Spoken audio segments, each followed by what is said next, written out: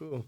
Yeah, I mean, have some of the stuff we can actually just talk about in Panjabi too. Because like I think some of the messages, I think it'd be cool to like if we express it in English, and I think it's important. We'll try to express it in Punjabi as much as we can too. Gal nahi karni. Yeah. No, we could. But start there. Log kya kahenge? Start fucking there. Also, that's the one, man. Right, that's the one. That's the one. That's the one. Well, on that note, welcome everybody back to another episode. Okay. We keep it flowing. You see what I'm saying? We keep it flowing. I like it. On that note, we want to welcome back everybody to a new episode.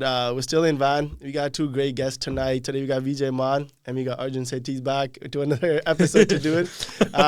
Vijay, thank you for taking time, and Arjun, you as well.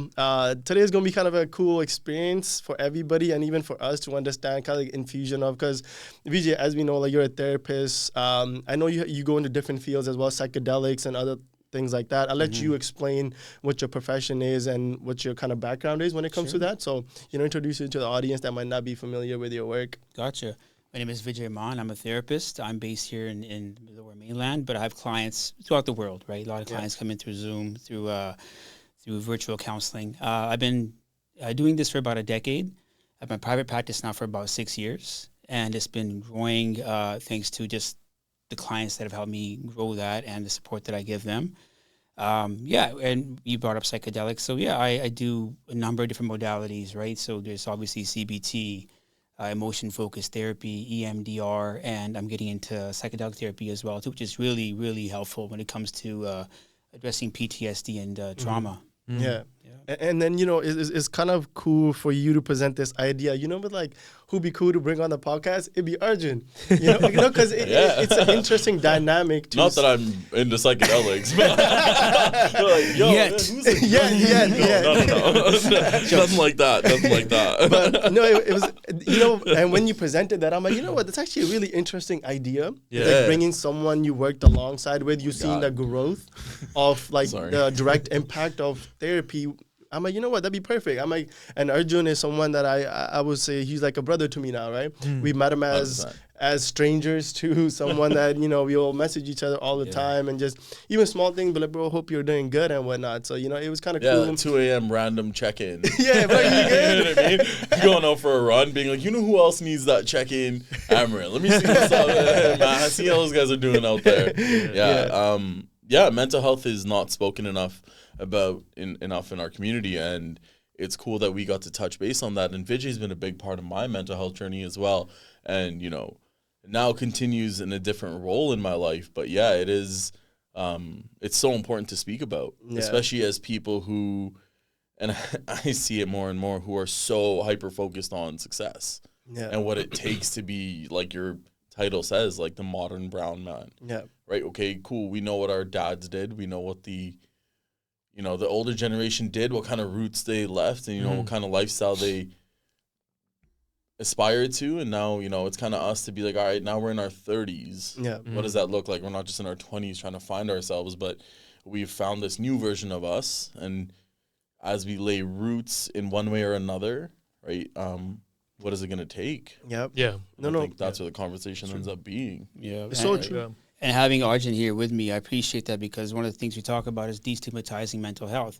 What better ways to have a therapist and a former client together talking about their experience together, right? Actually, it was Arjun pitched this idea to me years ago in a different way. He was like, you've seen that documentary on Netflix called Stutz? I'm like, I haven't. It's a beautiful documentary, by the way. It's what is it called? Stutz. Stutz. It's about the relationship between Jonah Hill and his therapist, Phil Stutz. And he's like, you're like my Phil Stutz. I was like, a very famous therapist, and Jonah Hill, him, of course. Right? So, and Stutz is a very, very famous therapist, and they did this really cool documentary about how therapy helps, and it was all about trying to destigmatize mental health, right? And I mean, who's seen more life than Jonah Hill at the end of the day, right? The levels of success and stuff like that. Who knew? At an early age. At such an early age, 18, 19 years old, start acting and boom, blow up overnight.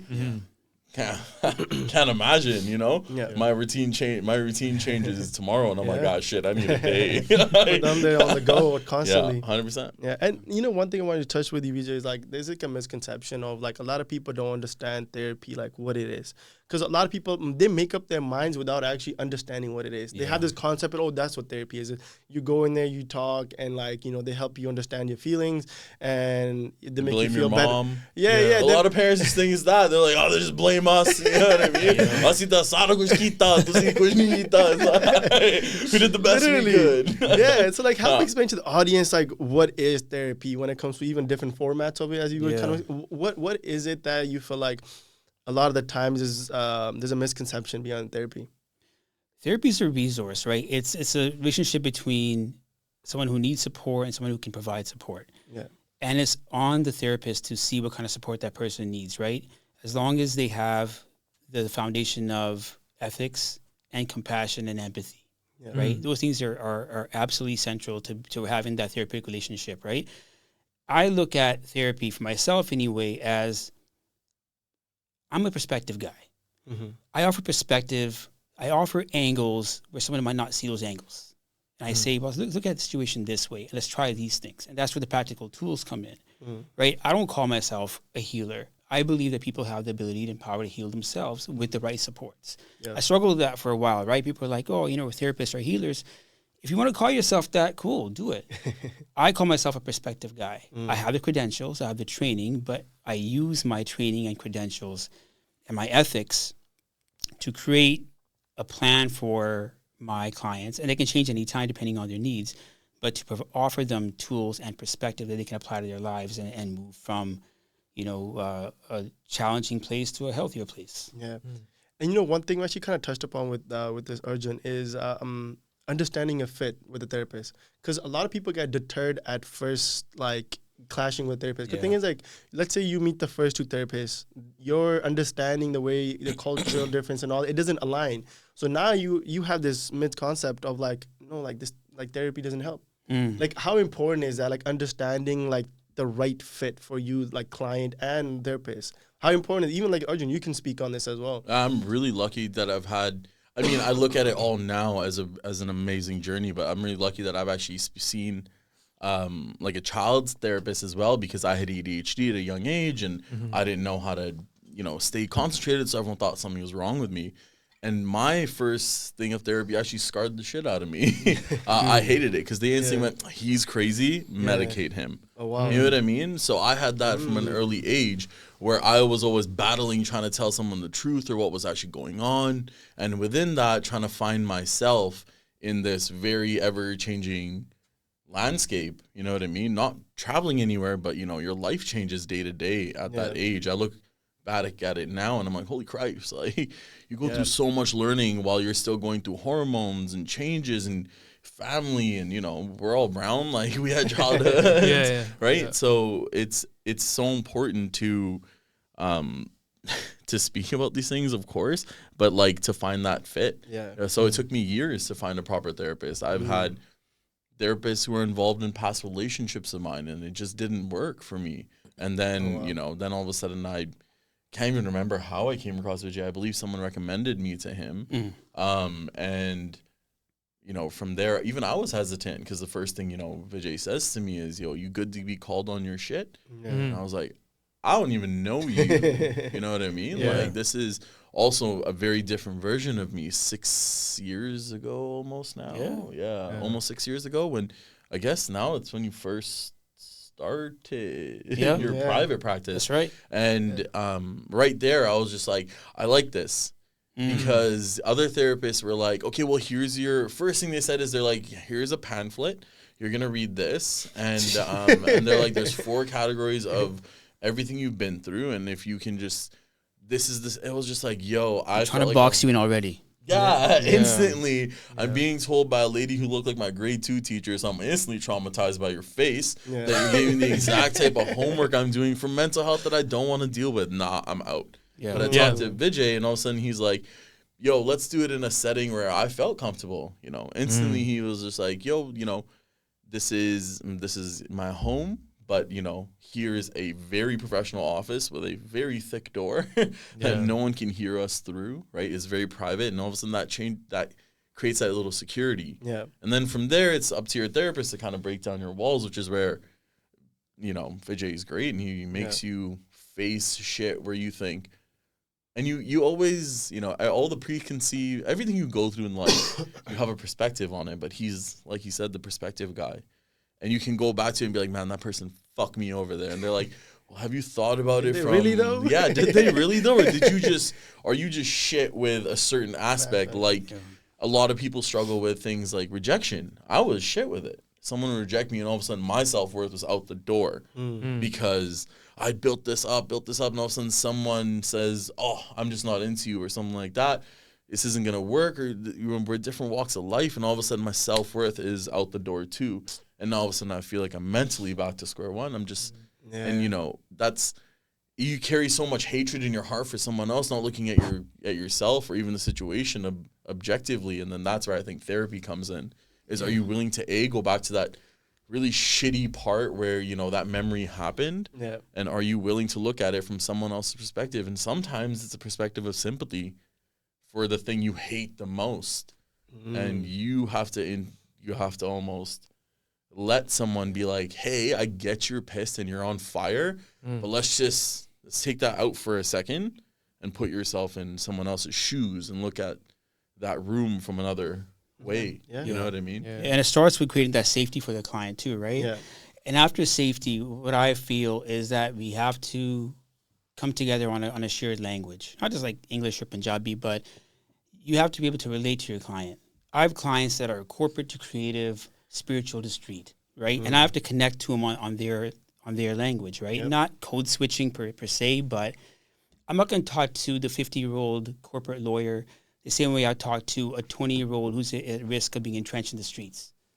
I have to speak their language. You have to connect with me, right? And if I can't reach you, I can't teach you, right? So language is super important and how you connect to people. Do you find though, like in general, like we as men, right? I think like, of course you'll have a better idea than I do. I'm just curious in a sense, like just as men, like the way that we have conversation, it's about real shit. You're like, hey, look, like at the end of the day, like you do have to face the reality of it, whether regardless of what position you are, or what level of success you are, be like, hey, look, like we can sit around and just like, of course we can talk about our emotions. Yeah. Or we can take steps in order to like make yourself better in some sort of way. Regardless of like, of course there's different, environments and the type of person is in. But at the end of the day, like nothing's going to happen until you actually do, the things to really help yourself. Right. Yeah. And I think that as men, like, I think a lot of men, like, either they don't really have role models or there's someone to talk to, which is cool. Like, majority of us did not have in the first place. But at the end of the day, then, like, you're going to have to face those realities and just how you take that approach. Yeah. So, like, my question for you is just then, like, if somebody's stuck in that position, like, what are the steps that you take to really guide that person? And I'm talking about like men specifically. I don't know people saying that misogynist or something, but no, but we're guys, so we're talking about a male's perspective. Dudes talking about dude stuff. When you heal as men, you know who benefits? Our future partners, our sisters, our mothers. Our gods in our community. You know what I mean? They're gonna better if you become a better version of you. Everyone around you is gonna better as well. Right. It's just how that kind of goes. You treat everyone a little bit better when you've healed a little bit as well. So true. Sorry, but keep going. No, it's all good. But I'm gonna actually get to the work, but doing the work and everything too, right? But before we get there, I do want to say that right now we are kind of in a crisis of masculinity right now, right? Young boys aren't going in to be healthy men because of what's going on in the world right now, right? And they're trying to search for what manhood is, and they're searching in the wrong places, right? The explosion of media and social media has done such a damage to to boys going into men.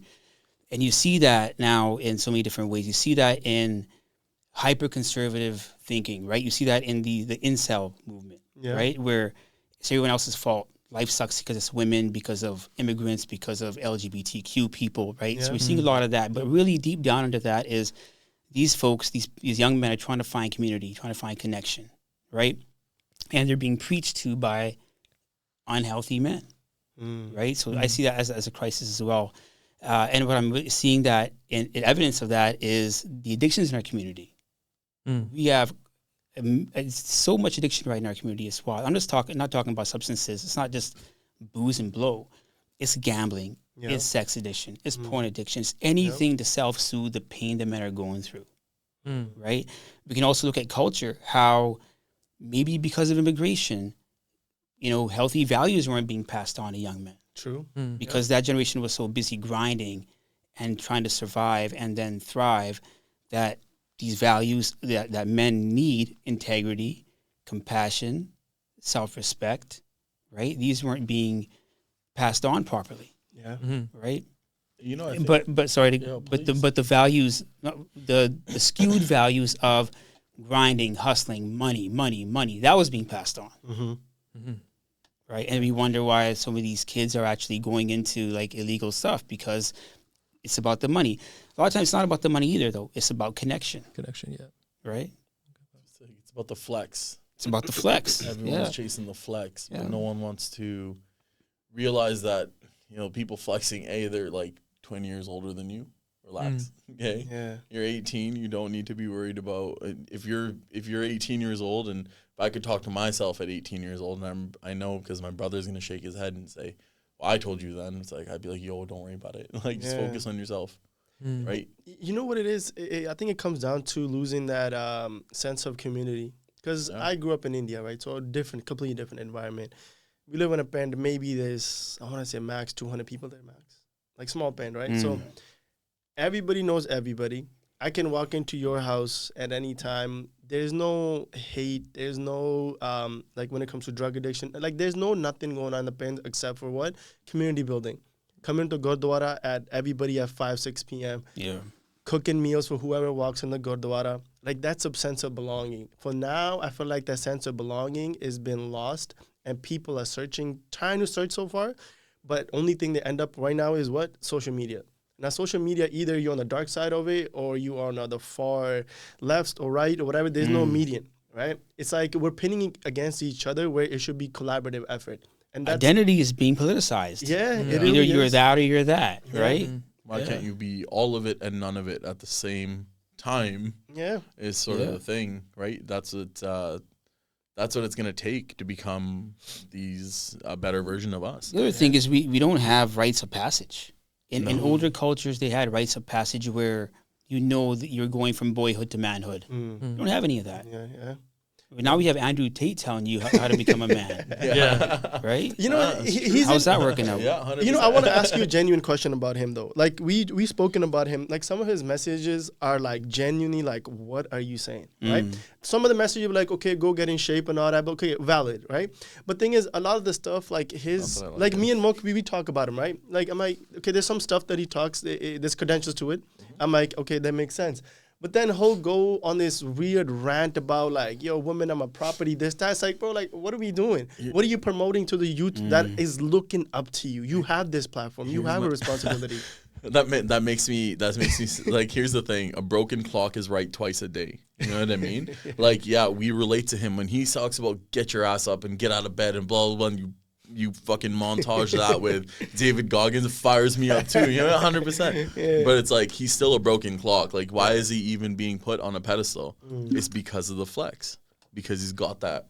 Take away all of Andrew Tate's money, okay? What do you have left? Just some dude barking on the internet. You know what the worst part is? Look how he made money, though. Off webcam, depriving people that are single, lonely. That's how he. Bro, no, people ignore that. We know about it. You know what I mean? He, like, he look at the preyed, charges. he preyed on men that were at the lowest and presenting them as format of enjoyment in their life. He exploited isolation. Yeah, it is. Yeah, right? That's that COVID brain. And then we look, and then we turn the other cheek when it comes to that stuff. And then we're like, and then he was like, oh, that was my past. But your past ruined how many thousands of men? Yeah. So and now, even when it comes to the Quick women money. that. You know, are you gonna work just as hard to undo the damage that you've caused? Nope. Like you see, talk about Andrew Tate, but this is where my hot take is coming in. Let's talk about Sidhu Moosewala. How did he get famous? All this from his gang and his all that he portrayed himself as. You know what I mean? He got famous off of all that. Do you think that he created enough change the opposite direction after he decided that's not my image and the youth are not being? Oh man, did you work just as hard to undo the damage you did, especially now that you are in this place. Yeah, we all have past and we all make mistakes. Yeah. But now if you have millions of people looking at you, that means millions of people, you need to take that upon yourself as responsibility. Then now I got to undo that. And I got to go just as hard to teach education and mental health and the proper ways of doing it, not gangs. You spoke about role models, Mukh, and I think so many guys have this chip on their shoulder, like, I don't know role model because my dad didn't talk to me about Yo, I think that there's going to be different role models for different things in life. Your mentor for one thing doesn't need to be your mentor for everything. You know what I mean? As somebody who practices, boxing, my mentor for training is not my mentor for life. You are amazing at this aspect of your life. And I've met coaches who are like, this isn't for me, that's not for me. And I was like, yeah, but bro, like, I want that. Like, I want a family life, and I want this, and I want that. I'm not trying to die in this gym. Yeah. So, thank you for teaching me during this and this part of my life. And you can make those people your mentor, and you can absorb the good from everyone. Yeah. Right?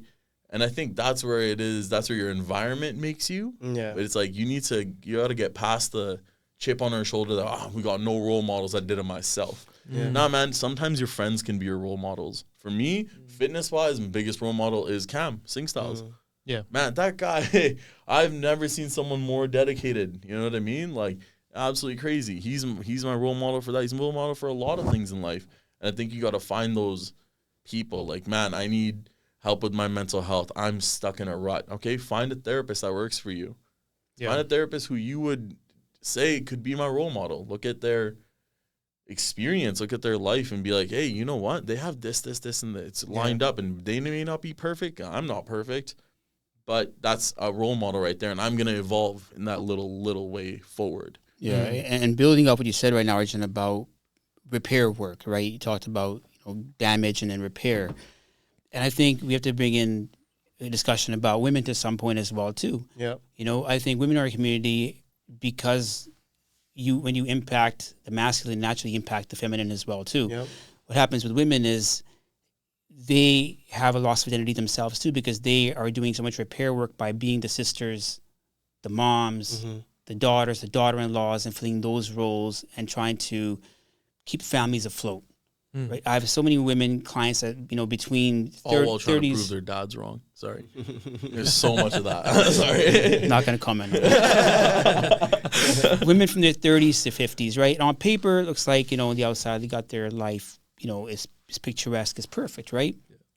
But the common theme in some of these women is they don't know who they are. They have no identity because they're playing these roles, of daughter, daughter-in-law, sister, and basically doing repair work caused by or damage caused by unhealthy men, right? And they've had to suffer from that, and now they're at a loss of like, who am I? Yeah. And the work has to be done. Okay, who are you outside of these roles? Who are you? Yeah, and I feel like that's such an important subject to kind of speak on, because I'm a big advocate in understanding like a family dichotomy, how that kind of works. Because like like in a family household, like where at least I was born, where my mom was like the glue, right? So like over a period of time, like eventually that it's gonna let loose, like that glue. Like if it's not nurtured in a manner where it sticks together and not repaired over time, it's eventually gonna fall apart and kind of just separate, right? So what I wanted to talk to you about, Vijay, is like, okay, so you have people from different cultures and whatnot come in, but particularly to South Asian communities, I've seen a lot of women that suffer just in silence, and they think it's almost like this is their job, like not to say anything back, like, oh, that's just how your dad is, or, like, ki karange, like he's not going to change. And they live with that until they pass away. Yeah. And that's such a negative way to go about life, like, because the change can be brought on whether you're 40, 30, 50, 60, 70. Right. It's whether you're willing to do it. And I have battled with this, I talked about this freely, but, but my dad, like one thing that I tell my mom, I'm like, man, like he's not willing to change. He's like, he's not going to. Like, asi honi change kar sakde. But like, what does that mean? Like, so speak on the experience, live it on your side. Like, you probably had clients that had the same issues, like having boundaries and whatnot, and how that, talks go and like stuff that you do. Yeah, you can't change people. Yeah. You can change yourself and how you adapt to people, right? there's a trend happening right now where women, particularly South Asian women in the 50s and 60s, are having an immense amount of mental health issues. And that comes from suppressed anger, suppressed emotion. For decades, like in these roles of mom, wife, daughter, daughter-in-law, sister, they've had to endure. And for them, enduring means suppressing that emotion, playing that role of that woman, that sister, the wife, right? And anytime you suppress something, it will catch up with you. Yeah. And now we're looking at, all kinds of these issues manifesting in depression, anxiety, right? And that's suppressed emotion. But also autoimmune diseases. Exactly. These things physically affect you as well. If you don't mentally treat yourself, and they're like, nah, koi farak nahi penda. Yeah, but auntie, you're 300 pounds. Your body's going to catch up. Like your body, it's caught up. Yeah. You know what I mean? You have arthritis. It's caught up. Yeah. You just won't admit that there's something wrong somewhere else in our life. Yeah. You know what I mean? And if you don't process that, if you just repress it, it is going to come out somewhere else. That's for sure. You know what it is though, man? Like, it is so hard though. Like, imagine you spent 20, 30 years with someone and they don't have any passion to fix themselves. How do you just walk away from that? How do you walk away at 50, 60? How do you walk, like at 60, like, how do you walk away? You don't, because there's still parts of you that need that person as well. You can't change the scenario. You can just change your mindset towards that scenario. But you're in that environment 24/7. You know that person, that love that you. Everybody wants to be loved. Yeah, 100%. Like no matter who you are, you if want the to be love's loved. not there, that's different. Yeah. You know what I mean? If we're talking about let's talk about Exhibit A, there's no love, then that makes no sense. And it's like sometimes they see parents express love in different ways. And it's like if you start seeing those signs where parents are like, there's no love, there's no connection, there's no nothing that makes them anymore, then I feel like, there's a place where you can walk away. But like imagine a 6-year-old person in their routine. I mean, I'm in my 30s. Imagine a 6-year-old person being like waking up to an empty bed after 30 years of sleeping next to that person. Yeah. Whether you wake up happy or not, you know what I mean? Life is just happy moments strung together with this with the hope that those happy moments happen. You know what I mean? But one should be afraid to walk away either. Yeah. I agree with that. Yeah. 100%. Right? Sometimes walking away is part of doing the work. Right? You're telling me if you can't change the people around you, change the people around you. Yeah, that's true. Environment is everything. It's so true though, because like even like for example, like my dad pressures me to get married, right? So I'm like, okay, calm. I'm like, get married, right? But I'm like, Dad, I want to ask you a question, right? I had this talk with him recently. I'm like, Dad, tell me an example that you have shown me what a marriage is. I have lived with you since I was a kid. I'm 31 now. So in 31 years, tell me one good example that you have shown me, but like this is what marriage is and this is what it represents. I'm like, tell me one. I'm like, I'll gladly get married tomorrow, whatever it is. I'm like, tell me one example. A healthy example of love. Yeah. There hasn't been. And you're telling me get married, and he's like, because I tell him like the idea of staying with your in-laws, right? And I'm like, Dad, okay, let's say I get married, and the way you have behaved so far, and that continues. What do you think is going to happen? You think someone's going to want to be in this enviirment? I don't want to be with you. Let alone another person. Maybe be like, we don't want to hang out with you, but with someone else. But we also have to think about it in the sense of like, maybe their sense of love is, because like whenever you, for example, if you watch movies and stuff, Panjabi movies, they're always shouting, right? They're always yelling. It's in their sense of affection. Right? You think that's affection though? Bro, like yelling in what? Like yelling in what sense though? Yelling in the sense of just like normal conversations, right? Like you have a higher pitch in Punjabi. Just like it's just how emotions are portrayed in our language. So you got to be that person to be like, yo, if your partner is someone who is hypersensitive to noise, be like, you got to warn your partner and be like, yo, this is my family means nothing but love, but they're just loud. Yeah. Like just letting you know everyone screams and yells at each other. This is just what it's like. Because it's even just like, it's so much is involved with trauma as well, right? So in the 1984 is like what happened, everything. Just in a sense, man, it's just like all that emotion. Because like if that is being portrayed as normal conversation, right? Then everything else, and maybe it's that sense of affection in that sense, right? Because everything have just happened in our past. That's maybe our only safest way to really express our emotions. Just having that type of like tone in normal conversations. It's true. There's something there for sure. I sort of cut you off. There's something there. I think communal trauma is a real thing. Yeah. And our community's been through trauma, right? For centuries. Yeah. Right? And I think we tend to take on certain behaviors and ways of communicating because of that trauma. If we feel as a community, our voices have been suppressed, we might speak a bit louder. Yeah. We might have a higher pitch. We might have a bit more aggression True. or certainty in our tone, in our communication. Yeah.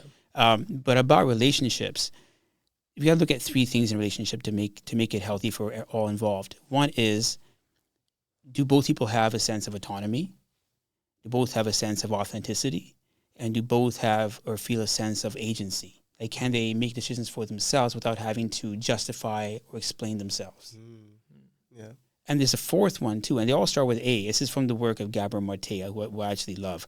The fourth one is anger. Are we allowed and able to express our anger in a healthy way? Yeah. So those four things have to be intact, not only individually, but in relationships too. Yeah. And then, kind of just relating it back to like just how I spoke with my dad. I'm like, I understand. Like, your environment you grew up, like as Mo kind of alluded to, it kind of makes sense. Like, if your dad yelled at you like majority of your life, so now it's like a trigger point. When you talking a conversation with someone, it's going to trigger to a point where like then you start embodying what you've been through. It's like my cousin, right? He grew up this environment where it was very aggressive. So anytime you have a conversation with him when it gets heated, he'd be like, "Are you fucking dumb?" And he'll start with insults. And I'm like, bro, I'm not insulting you. I'm having a respectful conversation. But for him, he's like, it's not that I'm trying to be disrespectful, but like that's just my trigger point, how I grew up. And then I sat back. I'm like, okay, I understand that. I'm like, I can't sit here and be like, no, you're wrong. Like, what's wrong with you? Then I sat back. I'm like, okay, I hear you. But I'm like, that's not how society is built. I'm like, it's a respectful way to go about it. But I'm like, if you have that, I'm like, seek help.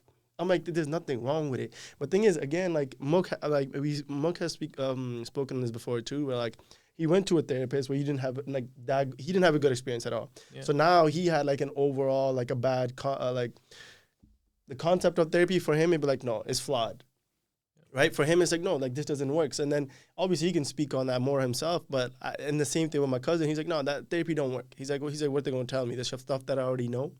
You hear that a lot. He's like, I already know this. But I'm like, okay, but there's a reason why we're not implementing it and doing it. And those are two different things. Knowing what to do and actually doing the work, those are two different things. Yeah. I'm sorry to hear that experience, Mukh, that you had that. Yeah. But I think that's why it's important to kind of shop around for therapists as well too. I'll tell potential clients, I'm like, you know what, shop around. I appreciate if you connect with me, we work together, but look around. Sometimes it takes time to find the right connection. Yeah. Right. I mean, I was like at that point. I mean, I had this selfish mindset too.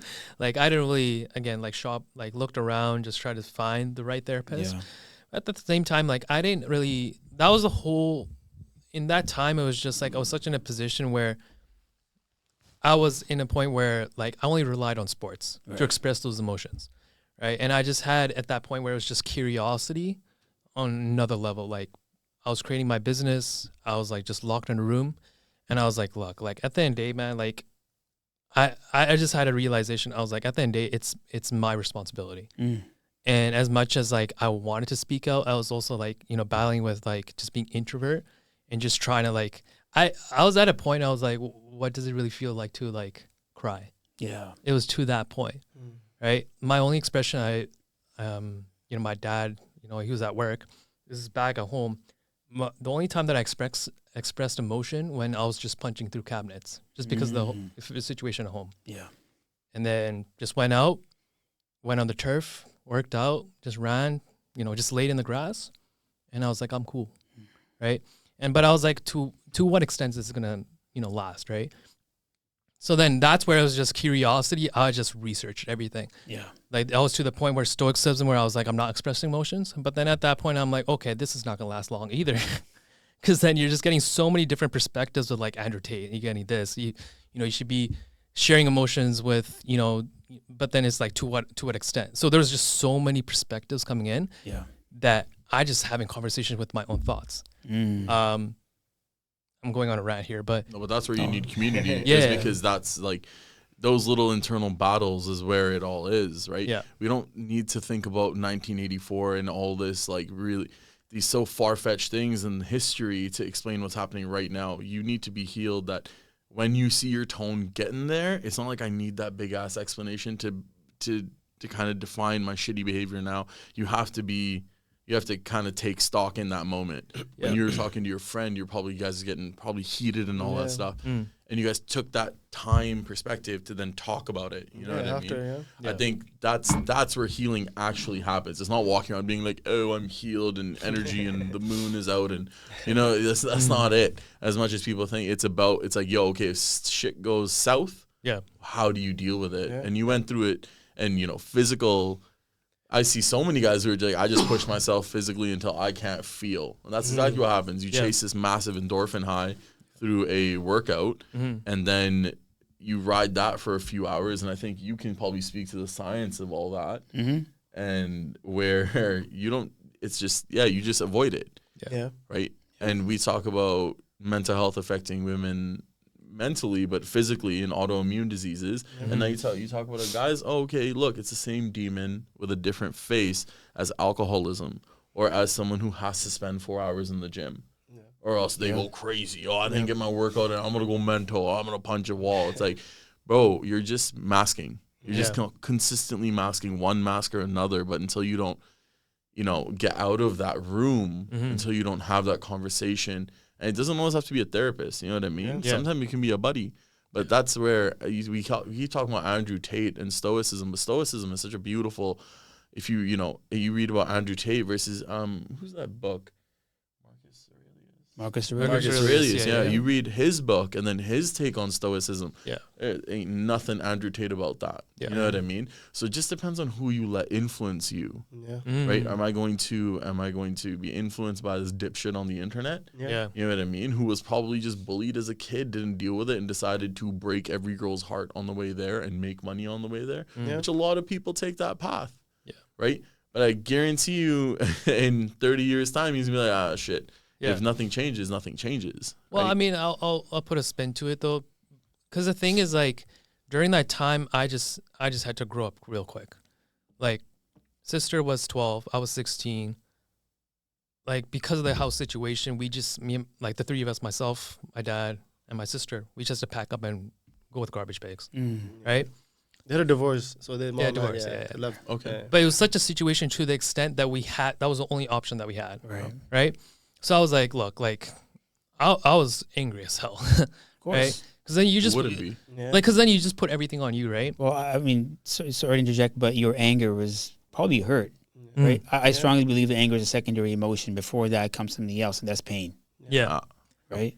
And I was like, okay, well, I think it's just like another aspect is just like that relation between my sister. My sister had to start learning how to make roti at 13 years old. Right. And, you know, she just learned from YouTube and all that stuff. But just at that age, then it's just like you're putting such a responsibility on a young child. Right. So I was like, look, like, I was at a point, I was like looking at myself in the mirror. I was like, what the fuck?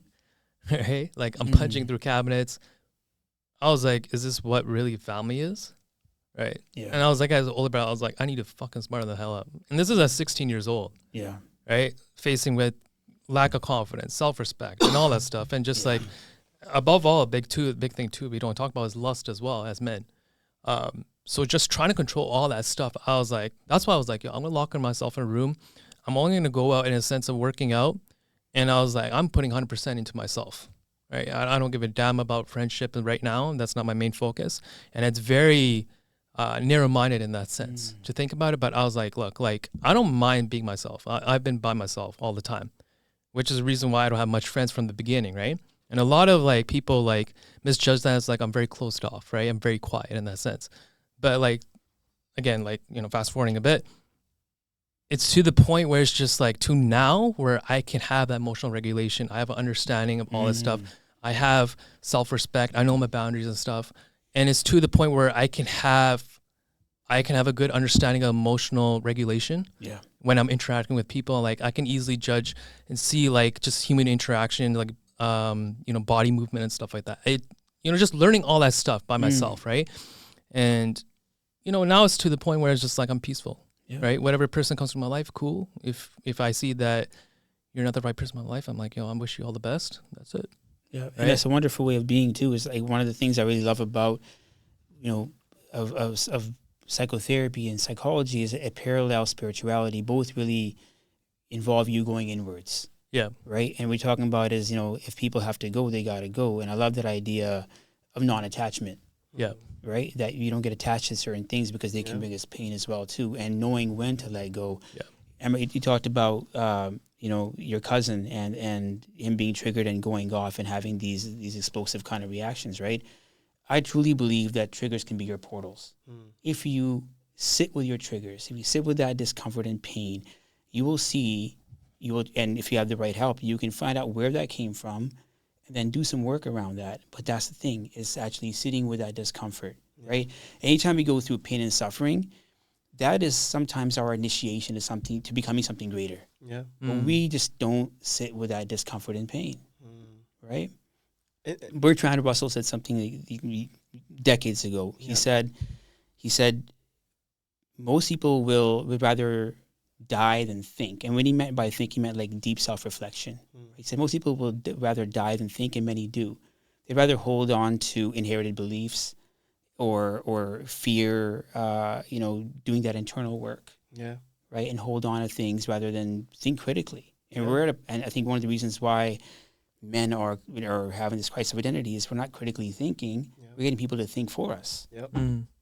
Right? Yeah. We're not looking at our own and we're needs. watching the Andrew Tates of the world for perspective. And because it's easier.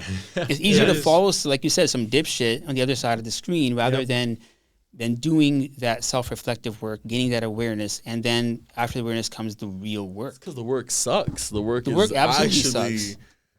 horrible and humbling and scary, and it's but that's how we evolve. Crying in the rain, and it's every 90s R&B song, and it's getting rejected, and it's everything. It's all the shit that we worry about. We worry about girls rejecting us, and we worry about, am I going to be punching walls for the rest of my life, or is this, until you don't sit with it and you don't realize that yes, you may have so much pain because one person made that choice, but there had to be a reason they made that choice as well. People who cause us pain are also in pain.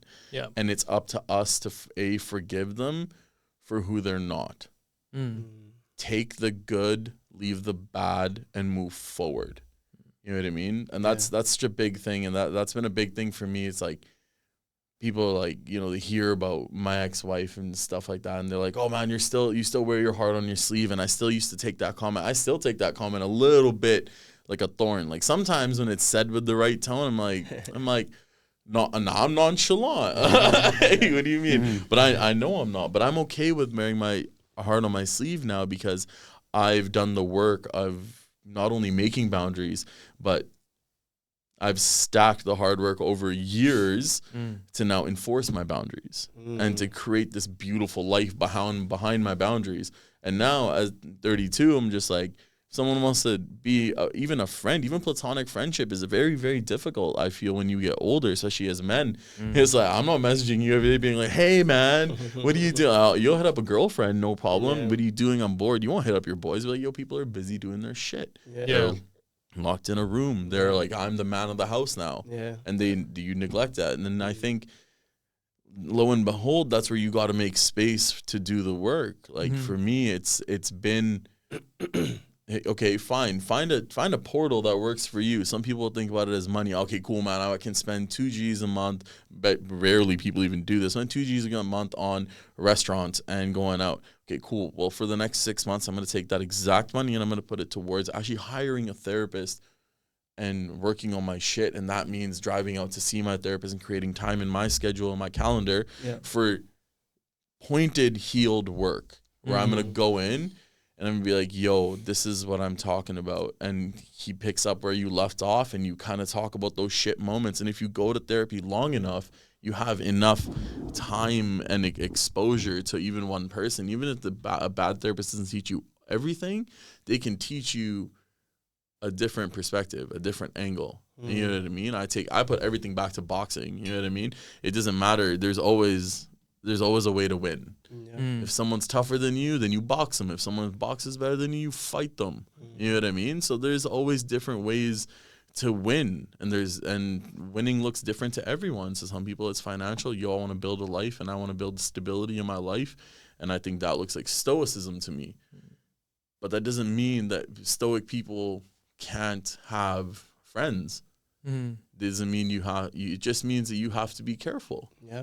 And that's the world we live in. I think the level, I think to now to the point where, like, my definition of stoicism is just trying to pick your battles with how to utilize your emotions. I think that, because now it's like stoicism is like, oh, you got to be, you can be hard. You got to be like, this and that. Because that's what it's defined as now, right? Like, you shouldn't be showing your emotions. But I think it's just like trying to find a way to kind of like, as well as regulate emotions, but also to kind of show it as well. Yeah. And there's a time a place for that. And it's just like, that's very difficult. Yeah. Not trying to shut it off, but trying to like pick and choose when to show your emotions. It's about integration. Yeah. That's what the work I do, I believe it's integration, right? And, if you ever heard this idea of alchemy, alchemizing different things and to make one thing that works for you, that's what integration is, right? You brought up the word lust a few minutes ago. Yeah. And if you look at lust, what we typically define as now, or through behaviors, as porn addiction, sex addiction, right? Yeah. And things like that, unhealthy sexuality. What that type of sexuality really is raw creative force that's really unchecked, right? And not properly managed.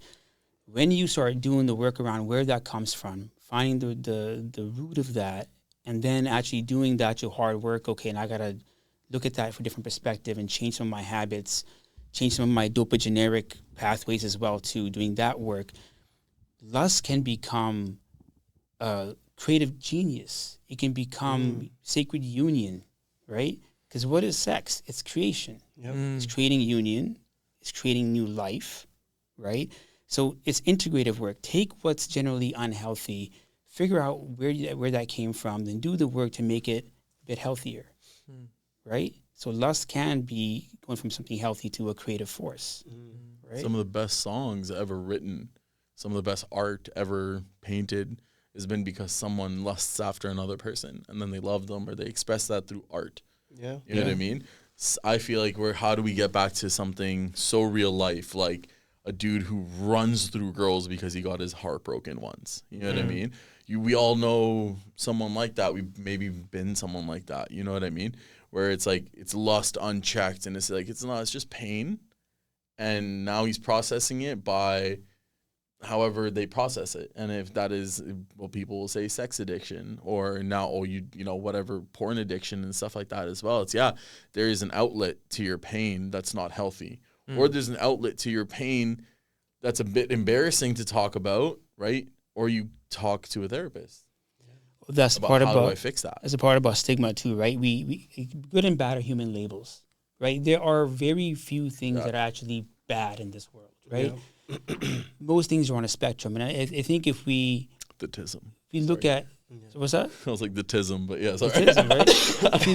if you look at certain behaviors as bad or good, we're kind of creating more stigma, more shame around that. And shame itself is not an entirely bad thing. Shame can actually be your conscience telling you, hey, don't fuck up, don't do that again, right? Yeah. Or do better. Telling you right from wrong, I guess. Yeah. Right. Yeah. But if you look at like unhealthy behaviors, right? If you look at it instead of good or bad, we think of health as a spectrum from unhealthy to healthy, and how do we get there? Yeah. Instead of good or bad. That's bad. I'm going to shun that. I'm going to reject that. That means you're going to probably suppress that even more through shame and guilt. Yep. Right? And which leads to more challenges.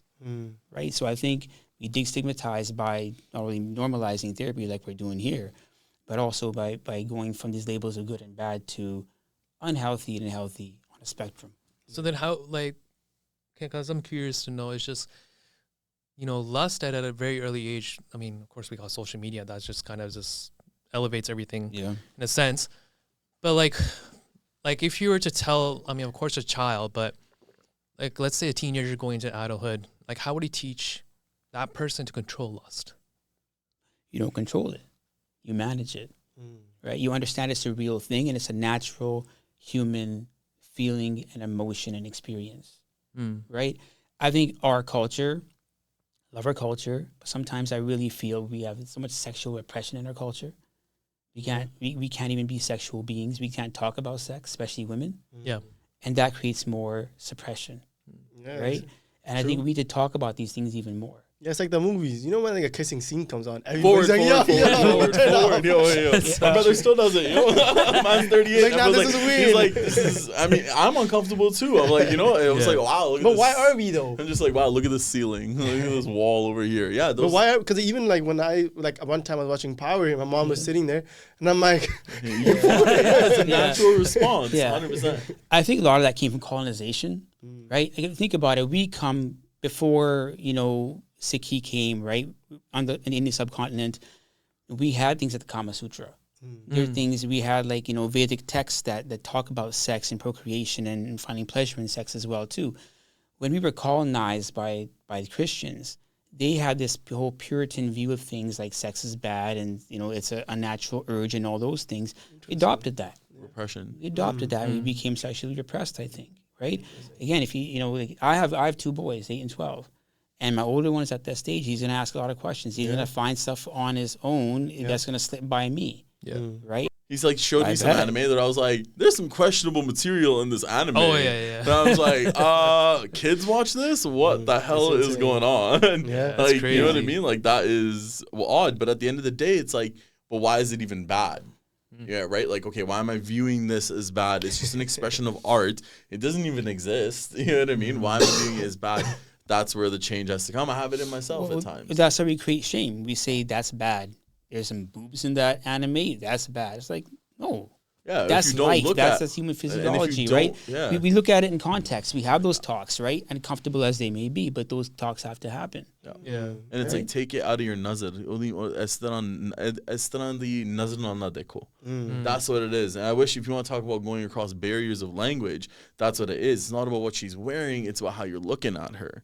Yeah. Right, I'm in fashion every single day, and people do feel comfortable around me because they feel that it's like, to me, it's a job. You know what I mean? It's not a sexual thing. Yep. I can separate the art and the artist. I can separate the arts, and I look at my job as art. People was like, "Oh, you're around beautiful women all day long," and I was like, "Yeah, but they're like my parent, huh?" I don't look at it like that. That's a healthy sexuality. It's not repressed, because if you repress it, it will come out and it'll leak out in unhealthy ways. Yeah, I have friends who are guys. I wouldn't say friends. I use that word a little too easily. I have acquaintances. Yeah, I have acquaintances who are men. Dudes, Yeah, 100. Yeah, that's a good way. Dudes I say what's up to, and they've been around my lifestyle, which is around, models and all. You guys have been at a shoot. There's beautiful people absolutely everywhere. Yeah, and if you got that vibe of just, people feel it and they'll express it. And I'm lucky enough that my circle expresses it to me, and all of a sudden it's like, hey, I can't actually have you around, man. People can smell it on you. That you're just like,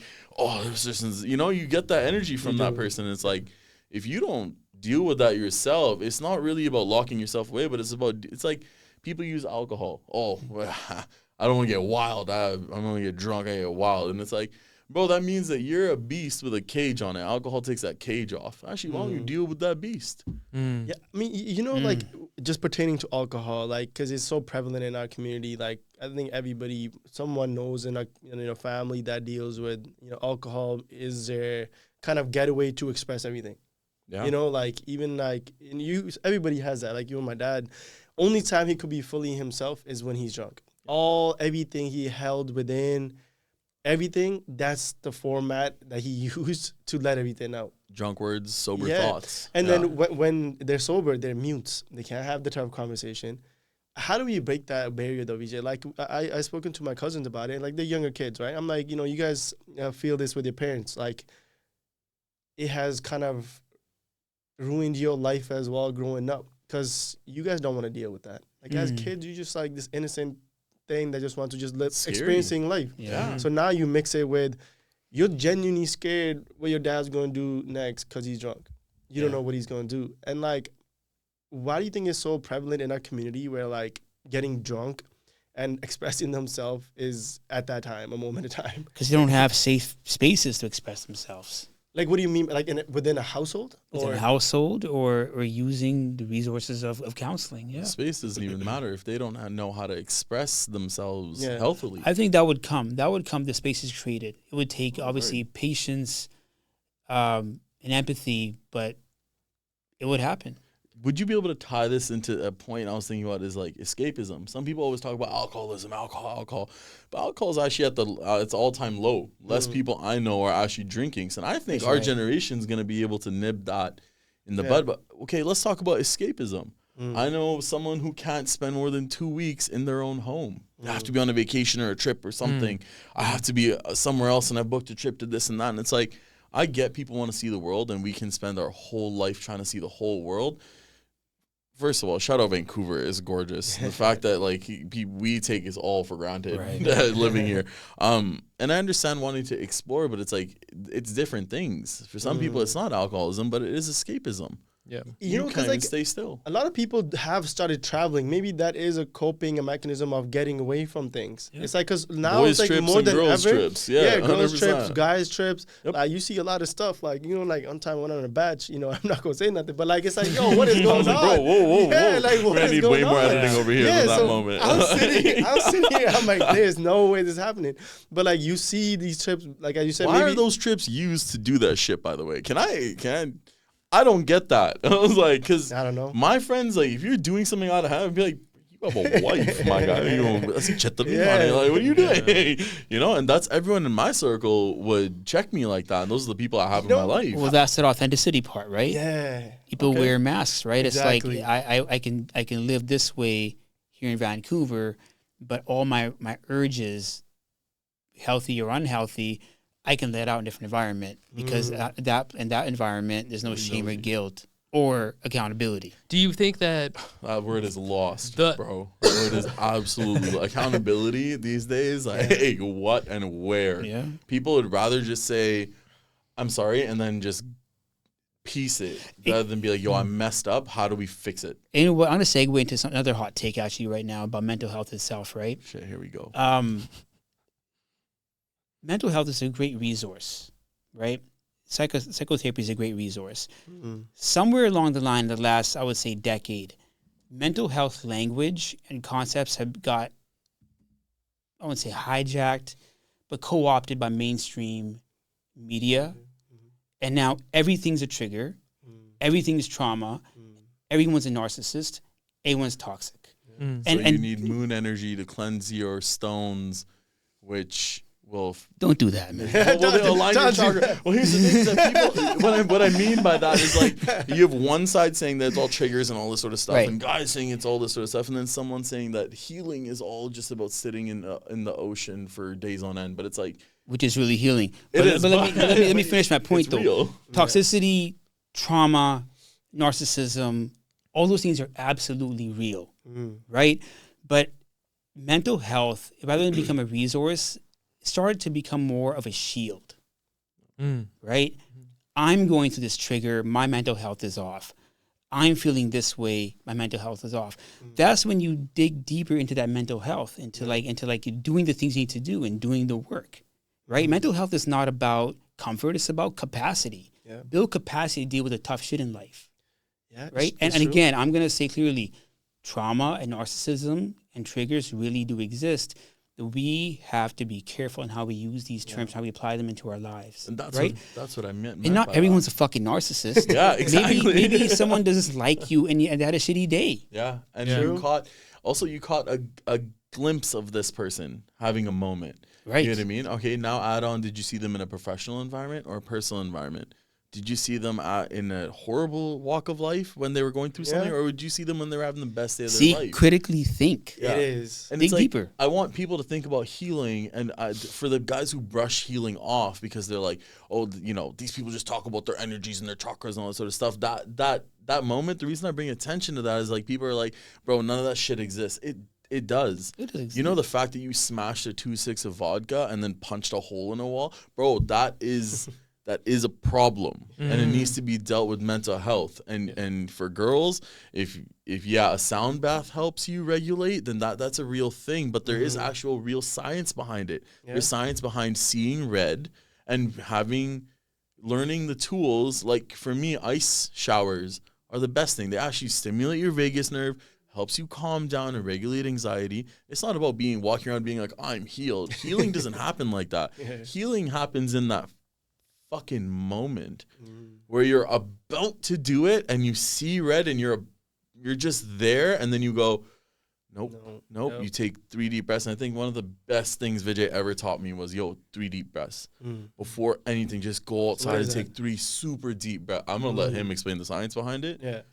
Because all I know is 3 deep breaths. I'm seeing red, whatever it is, someone's under my skin, and aunties ask for a discount, whatever it is. Okay? Like, goes in a corner. I'll be right back.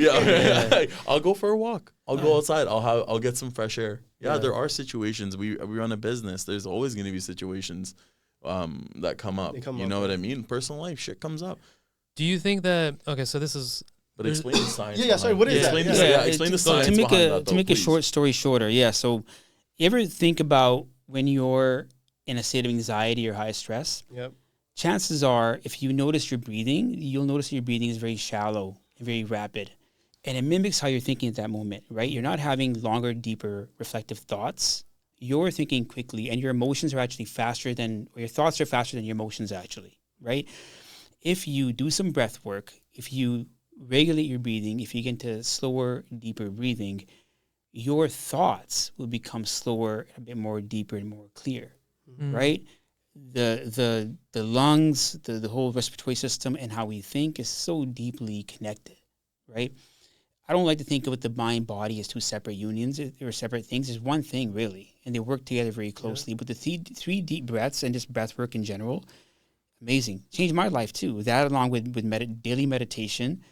And at one point, I would say Kundalini yoga really helped me, too. But it's really me getting in touch with my body and breathing through things. Yeah.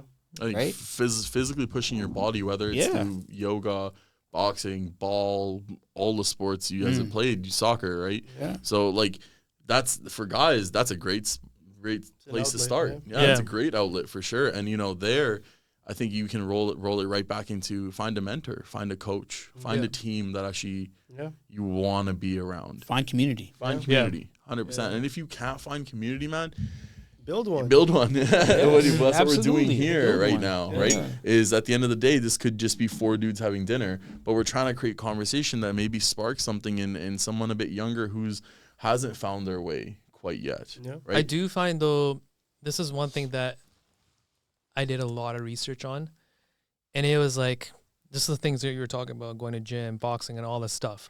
Why is it that we as men tailor towards that, right? And the one thing that I was just thinking about, and this is kind of like, going to others, things too, is just like with school and all the stuff that we learn, everything, like our curiosity is very suppressed in that sense. Because the thing is, how long ago did you start boxing? You started learning boxing? 8 years. Okay, so what were you doing before that?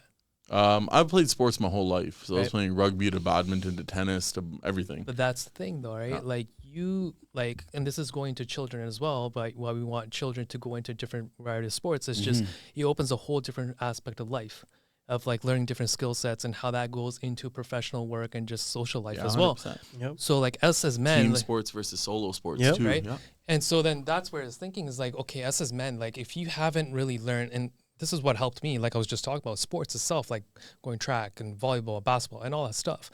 That's what helped me stay grounded, right? So do you think that in a sense of curiosity nowadays is being suppressed so much to the point where people are not really enjoying those experiences? And absolutely.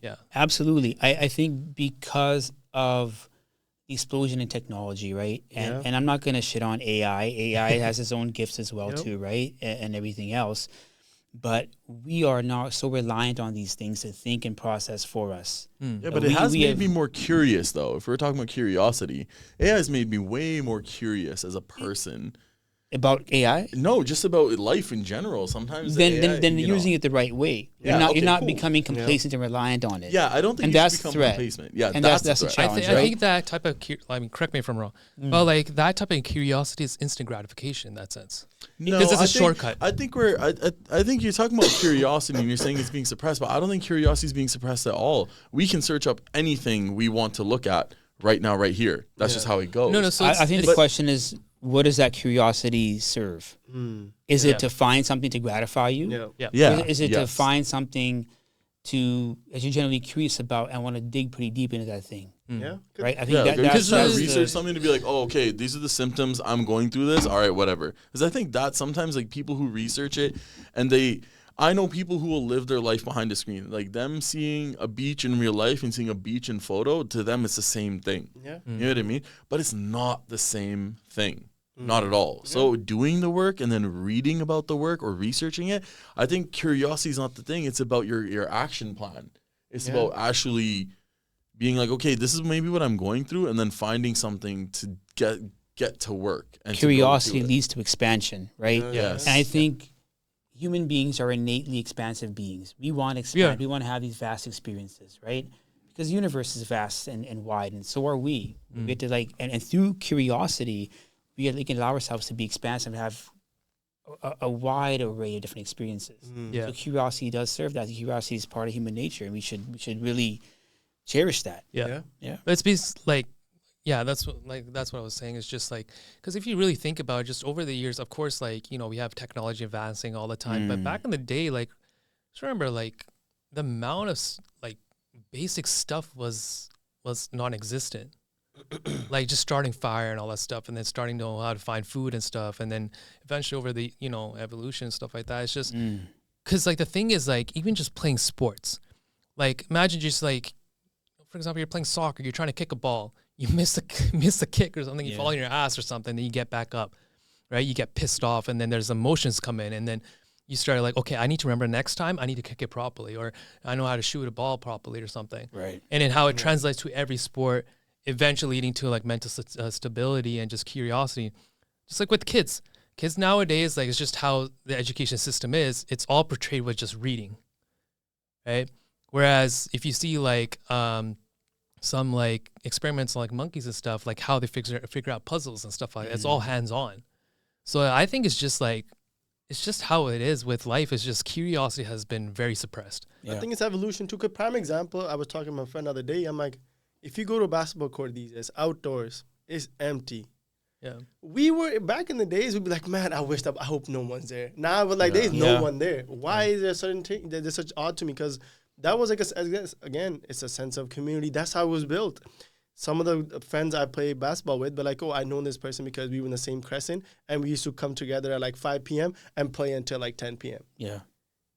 I think that there's so much community that if you look for an empty basketball court in life, you'll find an empty basketball court. But because for me, like the other day I was driving around and I had the exact opposite feeling. Really? Where, I was driving through and I saw a basketball court that was completely filled with kids, and auntie and were walking around, all this sort of shit. And I was like, I live in the middle of nowhere. So I was like, I never get to see it. So I drove through my friend's neighborhood and I saw that and I was like, that's nice. Cool. That's cool. You know what I mean? Yeah. That is cool. There is a sense of community right there. Those kids are going to have those lasting relationships. And I hope that, you know, conversations with people older than us, you know, spark some sort of change for kids to deal with things in a better way than to just leave all their healing on the basketball court. Instead, just play basketball as basketball and enjoy yourself. True. Yeah. And process your emotions in a healthy way, and then that way you can go in there. Because I was like that. I used to be in all sorts of things. Then I would always be trying to process my shit while going through this, and then you end up oversharing or anything like that as well. But you have to do that work by yourself. Yeah. If you want to do that work by yourself, then when you do interact with the community, you'll get a sense of being able to live in the moment and just enjoy it as it is, instead of worried about, you know, sitting and thinking about your problems. I remember you told me that sitting and thinking about your problems is going to make your problems grow in your mind. Yeah. So There's a difference between processing and rumination, right? Yes, that's the word. Rumination is that you sit there and you just process that. Man, this fucking sucks. Why is the world like this? Well, the world is how the world is going to be. Take it back to evolution. Take it back to 1980. Take it back to Trump posting crazy shit on his Insta today. One of my friends today messaged me. She goes, "Dude, you follow Trump. Are you a racist?" And I was like, "Bro, what? What are you talking?" I was like, "No, I want to be the first informed by his bullshit. So I follow him." No, he's hilarious on Instagram. He's so Bro, it's so funny. funny. Even on Twitter. Like, that's crazy. Like, we're living in a Black Mirror episode is what's going on right now. Yeah. But like, I think people, we separate healing and life, and then, oh, there's so much bullshit I have to do. It's cool. I'm not asking you to walk around being like, I'm healed. He's never asked me to do that. It's about None of us the really dark are ever moments. fully The healed healed. either. No. It's a So lifelong how you process. deal with your next dark moment. Right. It's Yeah. gonna It's come. building It's gonna capacity happen. for the next shoe to drop. Yeah, I think that's true. some, like Right? for me. Okay, I'm finally in a place in my life where I'm like, yo, these are gonna be the good old days. I literally just texted that to someone the other day, but I want to remember them now. I want to process and enjoy it now. I'm happy that I'm in a room with you guys. Who knows when we get to do this again, right? Yeah. Instead of being worried about the next thing and the next thing. And Yep. and as I've over this year learned that you have real bandwidth. There is real bandwidth. Capacity is such a real thing. I think I've been calling it bandwidth. Now I'm going to call it capacity. I like it. I'm going to steal that. All right, cool. Capacity is, it's like a health bar. Think about it as video games or turbo bars in FIFA. You have a finite amount of spiritual, physical, emotional bandwidth. And if you run out of all of them, pouring into others or chasing your better tomorrow, you got to adjust. Because you're going to then crash out, drink, and in extreme cases, leave. Some people end up leaving their roots, and that causes more pain than not. But like I said, to cause pain, you have to be in pain. And to be in pain means you have to admit you're in pain as well. And I think And those are those uncomfortable truths you have to sit in, right? Yeah, 100%. It doesn't matter how macho you are and all this sort of stuff. I hang around with absolute killers in the ring. Those are some of the nicest, most grounded dudes I've ever met in my life. And they are absolutely monsters in the ring. So, you got to use what you need to use when you got to use it. I don't walk around every day being healed and amazing. No, I do walk around with a scowl on my face most of the day, pissed that I've got to do the next thing. But then I do realize that there's actually more power in me relaxing my face. Because like getting to like what you just said, like picking and choosing your emotions. If you are able, I don't know to what extent or like what scale it is that you've accomplished that, but just the fact that you accomplished it, that's a whole nother level. It's just crazy because like the amount of time it takes to be able to control this type of emotions, especially being raised in a South Asian household where emotions just fly through the roof. Like imagine you've accomplished like I would say that's pure success in itself. One thing that I feel like Shout I had out to Vijay. one Shout out thing Vijay. I had to get over. Counselling. Sometimes we over vilify our culture. I'm like, bro, no matter whether it's European, North American, doesn't Everyone's matter got where you are. problems. A family's gonna but we over vilify a lot of the stuff within a community. And this kind of leads directly into a segment of like relationships. I think what Vijay kind of alluded to is like no one's healed fully ever, right? Ever. There's not a perfect time. Be like, oh, come back to me when you're healed. Like, what does that even mean? Like, what does that even mean? No, that's like, not how that goes. It's just that version of you, Yeah. and you have to heal from the thing that ails you, hurts you most in that moment. Yeah. You got to heal from that. And I think we just keep shunting these moments down within ourselves ever since we were young, and we hold on to so much hatred and grudges, and that just affects who we are. Like we look at, sometimes I have friends who are, again, guys I know who, acquaintances, guys I know who are so, shit, who are just always, they're so negative about it. Like every bitch out here is crazy. It's like, bro, you're the common denominator a little bit in your things. I understand that it takes two people to fight. You know what I mean? Like I'm not perfect at all. It takes two. I get into absolute epic screaming matches with my family all the time. We work together, but I have that also sense of I can let go of that moment, and I can choose in that moment to take 3 deep breaths. And bring it right back to, okay, use the tools that I've been taught to make a better decision, even when I'm seeing red and my hands are shaking from anxiety and my legs, you feel that adrenaline in your legs itself. That's when you got to press your feet into the floor and you got to take that deep breath and you got to align yourself. And some people call it their chakras and some people will call it biohacking. And there's healing it's all the same sort of thing, wearing different masks, the good and the bad of it. Right? Where there's alcoholism, there's also people who are biohacking. They're like, I didn't take my vitamin D today, so I'm a dick. That's true. But how do you close that gap though? Like, so like, Vijay, I want to ask you, how do we close that gap? Because right now I feel the gap where we kind of fall into nowadays, let's take women and men. With women, all manner of shit. They go through some heartbreak or something like that, right? And they project that over their next relationship. But like, you know what? Like, I want all of this. I want all the good that's out there. I want it to be in this relationship, right? And then with men, we're like, no, all women the hoes. Like, they with this, do this. How do we, bridge that gap in understanding each other on a greater concept? Like, how do we bridge that together? Because right now, it's getting farther and farther apart. I think it's on each and every individual to self-reflect and be like, well, what do you bring? Yeah. Right? What are you bringing to a relationship? What are you bringing to the table? Right. No, right? but are you also are you gonna bring fuckboy energy? Because then she's gonna bring bad bitch energy.